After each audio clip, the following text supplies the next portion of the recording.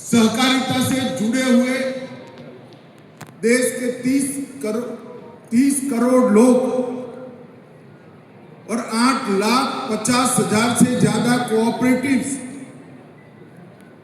जिसकी 75 साल से राह देख रही थी, आज से ठीक 5 साल पहले नरेंद्र मोदी जी ने स्वतंत्र सहकारिता मंत्रालय भारत सरकार में प्रस्तावित करने का निर्णय आज के ही दिन किया। मैं करोड़ों करोड़ों पशुपालक, छोटे किसान और कोऑपरेटिव से जुड़े हुए सहकार की भावना से युक्त सभी प्रकार की कोऑपरेटिव के सभी मेंबरों की ओर से सम्माननीय प्रधानमंत्री जी का आज बहुत बहुत साधुवाद और अभिनंदन करना चाहिए।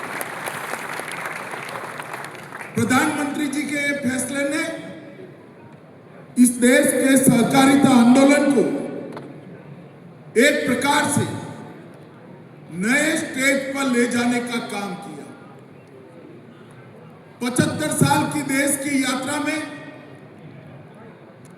सहकारिता आंदोलन निग्लेक्टेड आंदोलन रहा। सहकारिता आंदोलन को हमेशा दोयम दर्जे का स्तर दिया गया और नरेंद्र मोदी जी ने सहकारिता आंदोलन मंत्रालय की स्थापना कर आज सहकारिता आंदोलन को और एक सदी तक आगे बढ़ाने का बहुत बड़ा काम किया और उनके एक फैसले से ही सहकारिता से जुड़े करोड़ों लोग, जैसे बीमार पड़े हुए फेफड़े की बीमारी से ग्रस्त दर्दी को ऑक्सीजन एक नए प्राण संचारित करता है, सहकारिता मंत्रालय की स्थापना ने सहकारिता क्षेत्र को प्राणवायु देने का काम किया है। ये सब आज मित्रों, आज श्यामा प्रसाद मुखर्जी जी का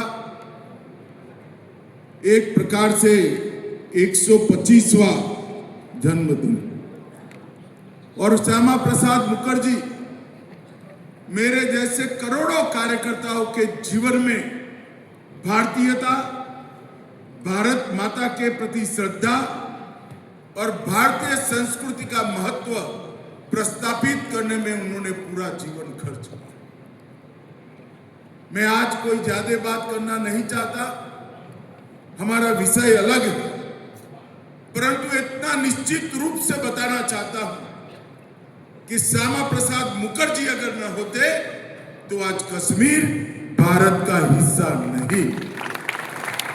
यही वो महापुरुष थे जिन्होंने एक देश में 2 विधान, 2 प्रधान, 2 निशान नहीं चल सकते, न केवल वो आंदोलन की शुरुआत की, इसके लिए अपने प्राण भी न्यौछावर कर दिए। और आज फिर से एक बार मैं मोदी जी को बधाई देना चाहता हूं, श्यामा प्रसाद मुखर्जी का धारा 370 हटाने का स्वप्न भी हमारे नेता नरेंद्र मोदी जी का। आज देश में असम और बंगाल भारत के गरिमामयी हिस्से हैं, तो जिन्होंने देश के विभाजन का इतिहास समझा होगा उनको मालूम होगा कि श्यामा प्रसाद मुखर्जी न होते तो असम पाकिस्तान का हिस्सा हुआ होता और पूरा का पूरा हमारे पास बचा हुआ पश्चिम बंगाल भी पाकिस्तान का हिस्सा। श्यामा प्रसाद मुखर्जी के आंदोलन ने, गोपीनाथ बरदोलाई जी ने उस वक्त के कांग्रेस नेतृत्व को घुटने टेकने के लिए मजबूर किया था कि पश्चिम बंगाल और असम पाकिस्तान के साथ नहीं जाएंगे, ये भारत का हिस्सा बनेंगे। तो मित्रों, आज वो महापुरुष का जन्मदिन है। मोदी जी के नेतृत्व में भारत सरकार ने तय किया है कि 125वां उनका साल बहुत धाम-धूम के साथ गांव तक, शहर के हर कस्बे तक मनाया जाएगा और श्यामा प्रसाद मुखर्जी ही थे जिन्होंने मेरी पार्टी का बीज बोने का काम किया था, जो आज एक वट वृक्ष बनकर भारत को आगे बढ़ाने का काम। भारतीय जनसंघ की स्थापना आगे चलकर वो भारतीय जनता पार्टी में परिवर्तित हुई। वो स्थापना, उसका उद्देश्य भी ये था कि भारतीय विचारों के आधार पर भारत चले। भारत की नीतियां इस देश की मिट्टी की सुगंध से महकी हुई होनी चाहिए, पाश्चात्य विचारों से प्रभावित नहीं होनी चाहिए। और आज यही नीति पर नरेंद्र मोदी जी देश का नेतृत्व करें। मित्रों, आज सहकारिता मंत्रालय के 5 साल समाप्त हो रहे, हम 6ठे साल में प्रवेश करें। उस वक्त सहकारिता मंत्रालय के 5 साल का हिसाब किताब भी देना चाहिए और आगे का रोड मैप भी हमने सुनिश्चित करना चाहिए। सहकारिता मंत्रालय जब स्थापना हुई तब सबसे बड़ा विवाद और विरोध उठा था कि हमारे संविधान में सहकारिता राज्य का विषय है और केंद्र सहकारिता मंत्रालय स्थापना कर राज्यों के काम में दखल करेगी। क्या करोगे आप सहकारिता मंत्रालय की स्थापना कर? मैं आज उनको इस मंच से जवाब देना चाहता हूं। 5 साल हो गए, विरोधी दल के राज्यों ने भी कभी केंद्र की सहकारिता के दखल में कोई फरियाद नहीं की है। ये हमारी सबसे बड़ी उपलब्धि है। जो सहकार को समझते हैं वो समझते हैं कि सहकारिता में दखल का सवाल ही नहीं है। सबको साथ लेकर चलना, सबके सहयोग से चलना, सबकी शक्तियों का प्लस प्लस प्लस करते जाना, वो ही सहकारिता है। और आज सहकारिता मंत्रालय ने 5 साल में ये सिद्ध कर दिया है कि सहकारिता मंत्रालय राज्यों के काम में दखल के लिए नहीं है, राज्यों के काम में मदद करने के लिए है, नीति निर्माण के लिए है और उनके उत्कर्ष के लिए। और ऐसे कई सारे काम सहकारिता मंत्रालय ने हाथ में लिए, जिन्होंने कांग्रेसी मानसिकता वाले सारे लोगों के अनुमानों को गलत कर दिया। हमने इस 5 साल में समस्याओं की पहचान की है, संभावनाओं का तराश कर उसको जगाकर परिपूर्ति की ओर ले जाने की नीतियां बनाई है और भविष्यमुखी नीतियों को भी राज्यों को देने का काम किया है। मित्रों, ये 5 साल सहकारिता मंत्रालय के, जब भी सहकारिता आंदोलन का भारत का इतिहास लिखा जाएगा, निश्चित रूप से स्वर्णमयी अक्षरों से लिखा जाएगा, इसका मुझे बहुत बड़ा विश्वास है। आज कई सारे इनिशिएटिव, कई सारी पहलें शुरू हुई हैं। ये सारे इनिशिएटिव लगभग 2-2.5 साल से पाइपलाइन में थे। पैक्स से लेकर एपेक्स तक, राज्य सरकारों से लेकर जिला के सहकारी संघों तक, सब जगह एक व्यापक कंसल्टेशन कर हमने सारे इनिशिएटिव को आज परिणाम में परिवर्तित किया। मैं इस पर बहुत ज्यादा बातचीत नहीं करना चाहता, मगर आज इस मंच से देश की जनता को निश्चित ये बात कहना चाहता हूं कि एनडीए की परंपरा रही है, भारतीय जनता पार्टी की परंपरा रही है। जब भी हमें शासन मिला, हमने इस देश के दबे कुचले पिछड़े ग्रामीण विकास और कृषि विभाग से जुड़े हुए सारे चीजों को बल देने का काम। अटल जी जब प्रधानमंत्री बने, उन्होंने जनजातीय मंत्रालय, आदिवासियों के लिए अलग मंत्रालय की शुरुआत की। 19 में मोदी जी ने जल शक्ति मंत्रालय की शुरुआत की। इसके कारण जल का प्रबंधन समग्रता से, जो किसान के लिए प्राणवायु होता है, वो समग्रता के लिए से एक मंत्रालय के तहत लाने का काम किया। उसी वर्ष मत्स्य पालन मंत्रालय हुआ, उसी वर्ष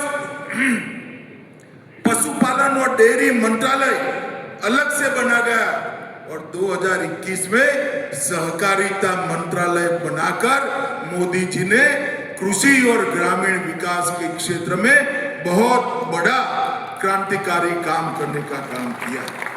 65 साल तक कृषि मंत्रालय के अंतर्गत ही एक जॉइंट सेक्रेटरी के स्तर पर सहकारिता काम चलता था। आज फुल फ्लेज सहकारिता मंत्रालय सभी राज्यों को और 8,30,000 सहकारी समितियों को साथ में लेकर आगे बढ़ रहा है।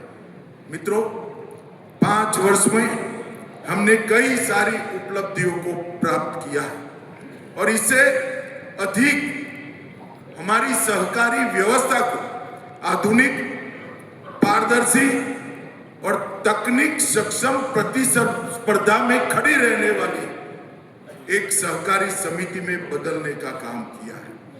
पहले सहकारिता प्राथमिक क्षेत्र तक लिमिटेड थी। हमने कृषि ऋण, डेयरी, उर्वरक वितरण और ग्रामीण सेवाएं, ये सभी को प्राथमिक से लेकर राष्ट्रीय स्तर पर जोड़ने का काम किया है।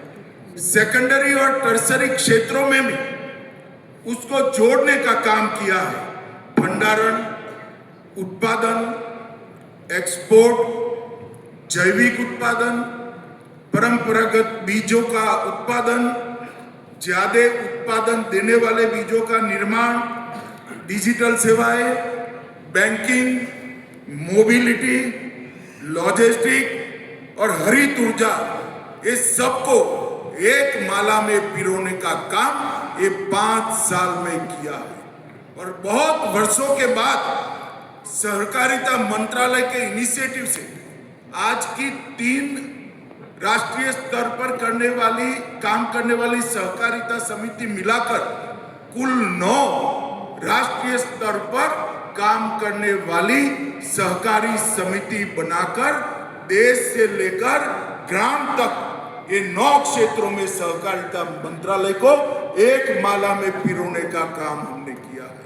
और आज यहां से मैं देश भर के सहकारिता आंदोलन से जुड़े हुए सभी लोगों को विश्वास देना चाहता हूं। जैसे इफको, क्रिप्को, अमूल, हमारा एनडीडीबी, इस सहकारिता आंदोलन की पहचान बना, न केवल भारत, विश्व भर में पहचान बना है। उसी तरह से हमारे 9 इनिशिएटिव 10 साल के बाद अपने अपने क्षेत्र में अंतरराष्ट्रीय स्तर की सबसे बड़ी कोऑपरेटिव बनेंगे, इसका मुझे पूरा विश्वास है। और ये इसका रोड मैप भी हमने बनाकर रख दिया है। मित्रों, आज सहकारिता मंत्रालय के 5 नए इनिशिएटिव, 5 इनिशिएटिव में 5 स्तंभों में हमने जो काम किया है उसको मैं बताना चाहता हूं। पहला काम संस्थागत सुधार, सुशासन और पारदर्शिता की मजबूत नींव डालने का काम किया। हमने इसी क्षेत्र को मजबूत करने के लिए सहकारिता का डेटाबेस दिया। आज मेरे टेबल पर एक कंप्यूटर उपलब्ध है जिसमें एक राज्य डालने से कितने प्रकार की सहकारिता समिति ये राज्य में उपलब्ध है वो डेटा आता है। फिर एक जिला डालते हैं तो वो जिलों की आती है, फिर एक तहसील डालते हैं तो वो तहसील की आती है, और एक गांव डालते हैं तो गांव की भी सारी सहकारिता समिति देश के सहकार मंत्री के टेबल पर दिखाई पड़ती है। मैं एक बहुत बड़े सहकारिता के आगेवान से बात करता था। उन्होंने कहा, अमित भाई, डेटा तो आपने कलेक्ट कर लिया, इससे प्राप्त क्या होगा, हासिल क्या होगा? मैंने उनको समझाया कि आप बहुत बड़े सहकारी नेता है, सहकारिता आंदोलन को अगर विकसित करना है तो हमें वैक्यूम ढूंढना पड़ेगा, कहाँ नहीं है वो ढूंढना पड़ेगा। आज हर राज्य के रजिस्ट्रार सहकारी के साथ कौन सा गांव खाली है, कौन से गांव में पैक्स नहीं है, कौन से गांव में डेयरी नहीं है, कहाँ अर्बन हाउसिंग सोसाइटी नहीं है, ये सारी चीजें चिन्हित है। इसके आधार पर ही सहकारिता आगे बढ़ेगी। और मित्रों, ये रोड मैप आने वाले दिनों में सहकारिता के विस्तार के लिए बहुत बड़ा काम होने वाला है। 30 क्षेत्रों की 8,58,000 सहकारी समितियां और 32 करोड़ सदस्य एक साथ एक डेटाबेस के अंदर आज उपलब्ध है। और इसमें सभी कोऑपरेटिव्स का ऑडिट का स्टेटस, सभी कोऑपरेटिव का टर्नओवर और एबीसी ग्रेडेशन भी उपलब्ध है, जिसका उपयोग कर राज्य के सहकारिता रजिस्ट्रार सोसाइटियों को अपग्रेड करने का काम कर सकते हैं। डिस्ट्रिक्ट कोऑपरेटिव बैंक और राज्य के डेयरी के संघ ग्रामीण स्तर पर काम करने वाली डेयरियां और पैक्स को अपग्रेड करने का काम कर सकते हैं। और जहां वैक्यूम है वो वैक्यूम को भरने का भी काम। इसी साल हमने रैंकिंग फ्रेमवर्क का भी प्रारंभ किया है, जो सबसे 5 हर क्षेत्र की सबसे 5 अच्छी काम करने वाली सहकारिता समिति को उजागर भी करेगी और उसको रैंकिंग देकर उनको प्रोत्साहित करने का काम करेगी।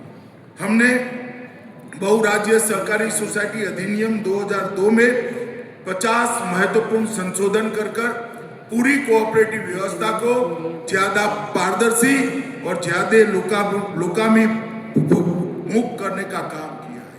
सबसे बड़ी चीज क्या है? सबसे बड़ा प्रश्न जो उठता था, सहकारिता में सातत्य का अभाव।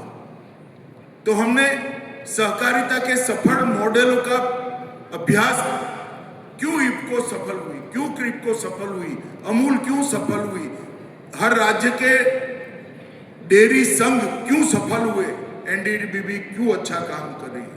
उसमें नेतृत्व तो बोर्ड ऑफ डायरेक्टर और चेयरमैन तो सहकारी नेता थे, मगर वहां गवर्नेंस को प्रोफेशनल तरीके से बोर्ड से बिल्कुल अलग कर रख दिया था। वही मॉडल को अपनाने के लिए हमने त्रिभुवन सहकारी विश्वविद्यालय की स्थापना की है।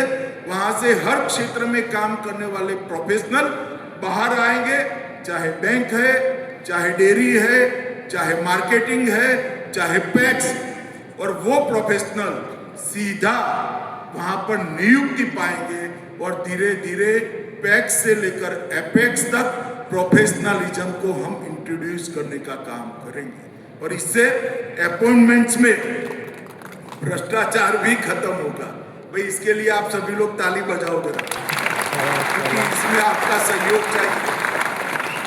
अपॉइंटमेंट में भ्रष्टाचार समाप्त होने से ही सहकारी क्षेत्र पर का भरोसा हमें प्राप्त, जनता का भरोसा प्राप्त। पैक्स के सुदृढ़ीकरण का दूसरा कदम उठाया। पैक्स एक जमाने में बहुत सारे काम करती थी, धीरे कर पैक्स सिर्फ निश्चित ब्याज दर से पैसा लेना और निश्चित ब्याज दर से पैसा देना, एक सीमित गतिविधियों में एंगेज। इसके कारण मुनाफा सकरा होता है। हमने पैक्स के बायलॉज बनाए, मॉडल बायलॉज, और आज मुझे अच्छा लग रहा है, आज श्यामा प्रसाद मुखर्जी जी का जन्मदिन है। बंगाल समेत पूरे देश ने बायलॉज को स्वीकार कर लिया। कहीं पर कहीं भी कोई शासन की व्यवस्था कोऑपरेटिव के कंसेप्ट को विकृत करती हुई नहीं देखी है। आज पूरे देश के पैक्स एक ही बायलॉज के तहत काम कर रहे हैं। मॉडल बायलॉज को स्वीकार कर लिया। आज 55,000 पैक्स सीएससी पर 300 से अधिक सेवाएं देकर गांव के लोगों का एक गतिविधि का केंद्र, वहां से रेल की टिकट बुक होती है, वहां से 7 बार का आपको दाखिला भी मिलता है, जन्म मृत्यु का पंजीकरण भी होता है। अगर आपका कोई भी प्रधानमंत्री जी की योजना के आप दावेदार हो तो उसका रजिस्ट्रेशन भी होता है, इसका पेमेंट भी आपको वहीं से मिल सकता है। हर प्रकार की 300 गतिविधियों को 55,000 पैक्स के माध्यम से हम सीएससी की सेवाएं दे रहे हैं। 39,000 पैक्स किसान समृद्धि केंद्र बन चुके हैं। 700 पैक्स जन औषधि केंद्र बन चुके हैं।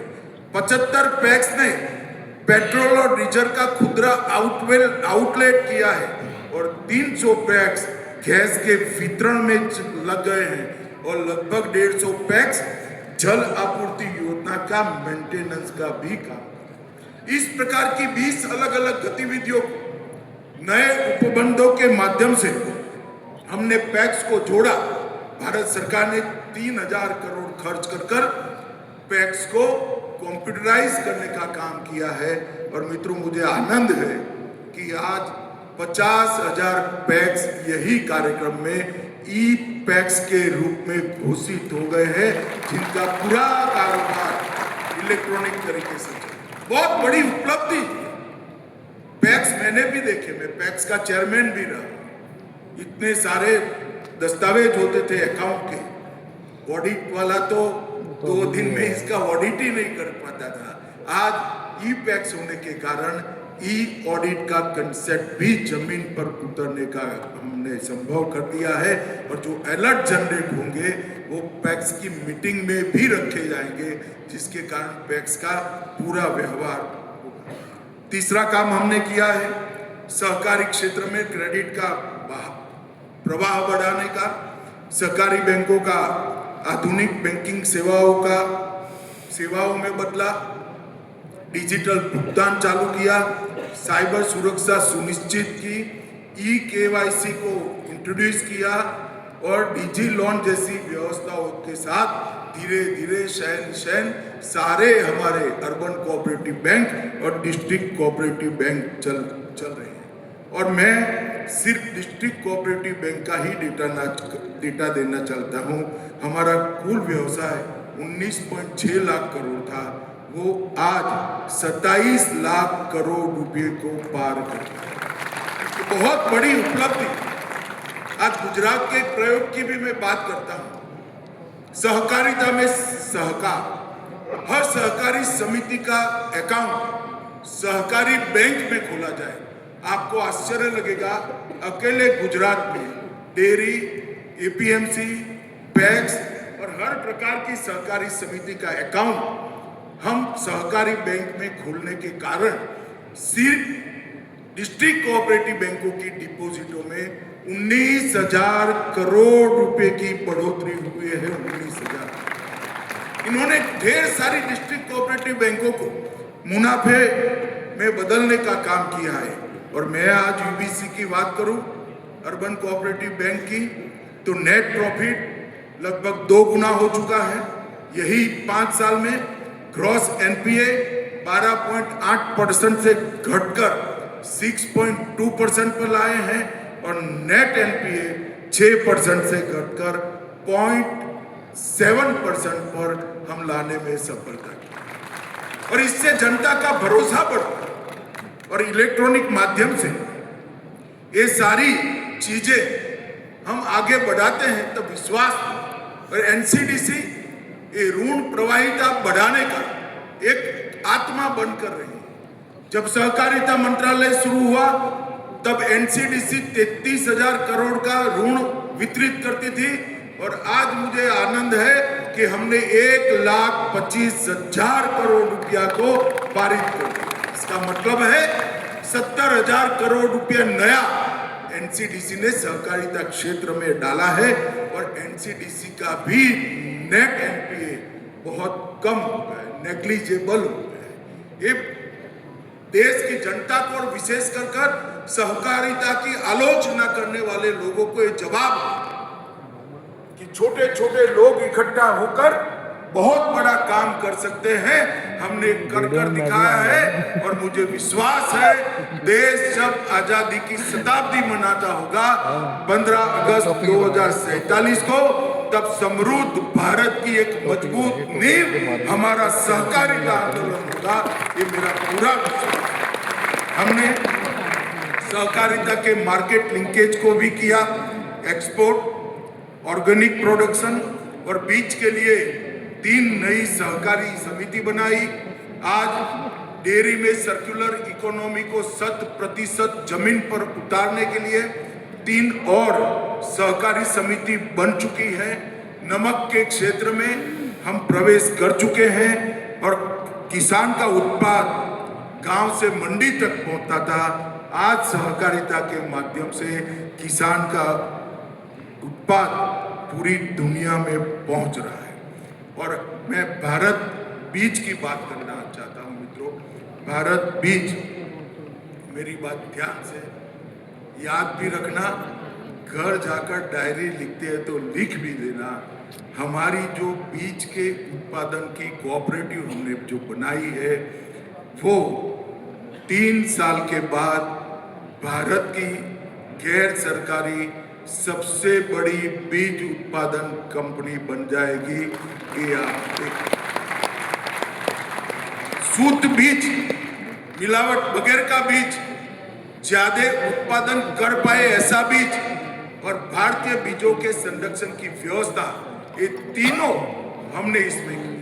देखते देखते देखते केले और आलू के सारे किसानों को आधुनिक तकनीक से बने हुए बीज पहुंचाने के लिए हमारी कोऑपरेटिव हर राज्य के अंदर एक नया यूनिट चालू करेगी, जिससे टिश्यू कल्चर पौधे और आलू की ज्यादा पैदावार होने वाली और एक समान आलू का उत्पादन करने वाली बीज की नस्ल हमारे किसानों को उपलब्ध होगी, जिससे विश्व भर का चिप्स का कारोबार हम भारत में ला पाएंगे। गुजरात में इसकी बहुत अच्छी शुरुआत बनास डेयरी ने करी है और वही मॉडल को हर राज्य में पहुंचाकर केले, पपीते और आलू के बीजों को, टिश्यू कल्चर और नई तकनीक के बीजों को हम लोगों तक पहुंचाने का काम करेंगे। मैं NCOL की भी बात करना चाहता हूं। आज बहुत जरूरत है कि ऑर्गेनिक उत्पाद बढ़ाए जाए। हमारी भूमि का संरक्षण अगर हम नहीं करेंगे तो कौन करेगा? और हमारे 140 करोड़ की आबादी और विश्व भर के लोगों के स्वास्थ्य की चिंता भी करने की जिम्मेदारी भारत के किसान की। ऑर्गेनिक उत्पाद को देश का किसान बढ़ाए। और ये गलतफहमी है कि केमिकल फर्टिलाइजर के उपयोग को बंद करने से आने वाले दिनों में सिद्ध हो गया है, 5 साल में सिद्ध हो गया है कि उत्पादन कम नहीं होता है बल्कि ज्यादा होता है और भूमि का भी संरक्षण होता है। हम ये जो शुगर और डेयरी में 100% सर्कुलर इकोनॉमी ला रहे हैं, उसमें ढेर सारे DAP का विकल्प का खाद बनने वाला है। और DAP से सस्ता देसी खाद जो DAP से ज्यादा गुणवत्ता आपके खेत को दे पाए, ऐसा खाद उत्पाद होने लगा। ढेरों जगह पे इस प्रकार की कोऑपरेटिव्स लगने वाली।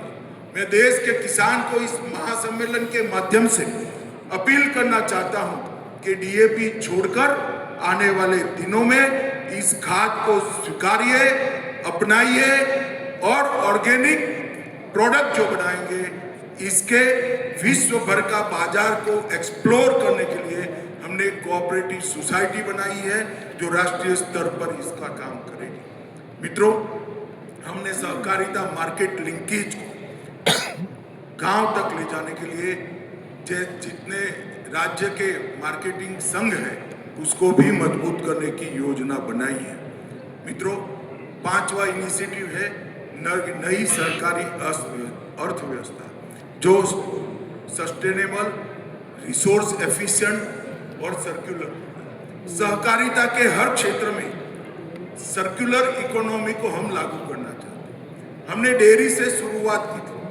हमारे डेयरी मंत्री बैठे हैं लल्लन सिंह जी, उनकी उपस्थिति में डिपार्टमेंट के सामने मैंने सर्कुलर इकोनॉमी का लक्ष्य रखा था और मुझे बहुत आनंद है कि डेयरी मंत्रालय ने सर्कुलर इकोनॉमी के इस मंत्र को जमीन पर उतारने के लिए बहुत बड़ा काम किया। हम मोदी जी के मिशन अन्नदाता से ऊर्जादाता उसको भी आगे बढ़ाने चाहते हैं।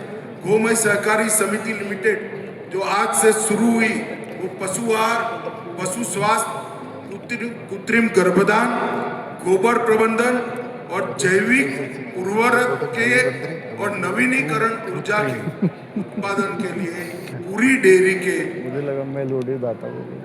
चक्रीय अर्थव्यवस्था को आगे बढ़ाए। श्वेत क्रांति 2 के माध्यम से कोऑपरेटिव डेयरी की नेट बनाना चाहते हैं। मैं आज सभी राज्यों के डेयरी फेडरेशन को विनती करना चाहता हूं कि अगले 2 साल में हमें दूध देने वाले किसानों की संख्या को कम से कम 35% तक बढ़ाने का आप लक्ष्य रखिए। इसका मतलब है 35% गांवों में ज्यादा हमने पैक्स बनाने पड़ेंगे, प्राथमिक डेयरी बनानी पड़ेगी और गांव में कोई भी किसान डेयरी में दूध नहीं देता हो, इसी प्रकार से आगे बढ़ना पड़ेगा। सहकारी चीनी क्षेत्र में भी चीनी सिरे से इथेनॉल, बगास, ऊर्जा, प्रेसमड, जैविक खाद और सल्फर बनाने तक की पूरी व्यवस्था का प्रयोग हम पूरा कर चुके हैं। ये प्रयोग सफल है और आज मैं ये बात को भी आपको बताना चाहता हूँ, इसके लिए भी हमने कोऑपरेटिव बना दी है। क्लस्टर बेस्ड कोऑपरेटिव के माध्यम से हर डेयरी को अगर इन्वेस्टमेंट नहीं करना है मगर गन्ने का अंतिम उपयोग तक की व्यवस्था वो करेगी और मुनाफा चीनी मिलों को वापस भी देगी। हमने गन्ने के अधिक मूल्य भुगतान पर कर राहत दिलाई है, पुराने कर विवादों का समाधान किया है और सिर्फ गन्ने के क्षेत्र में 46,000 करोड़ रुपए का किसानों का इनकम टैक्स नरेंद्र मोदी जी ने माफ किया।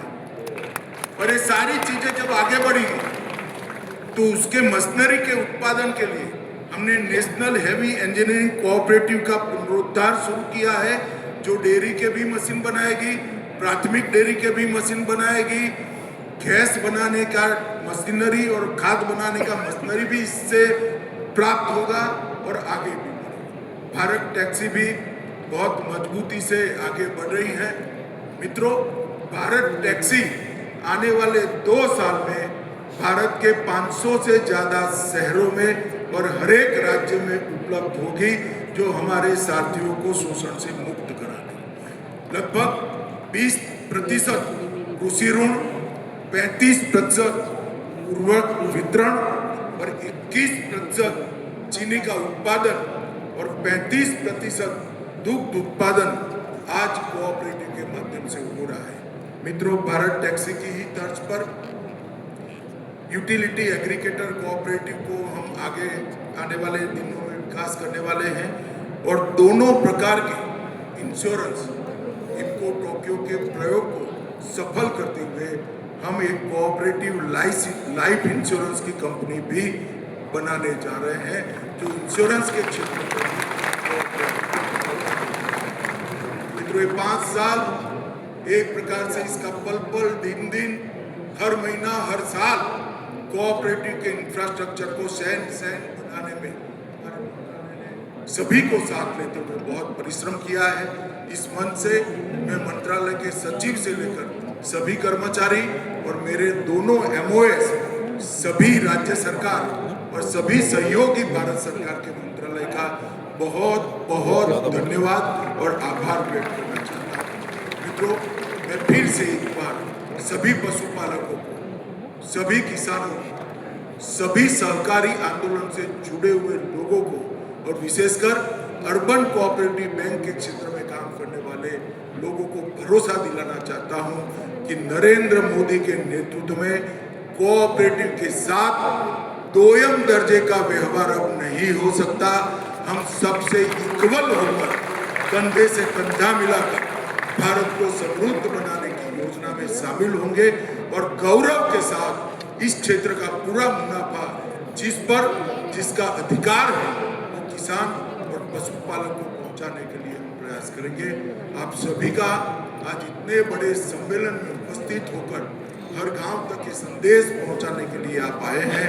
आप सभी का सहकारिता मंत्रालय और देश के प्रधानमंत्री की ओर से बहुत बहुत धन्यवाद कर मेरी बात को समाप्त करता हूँ।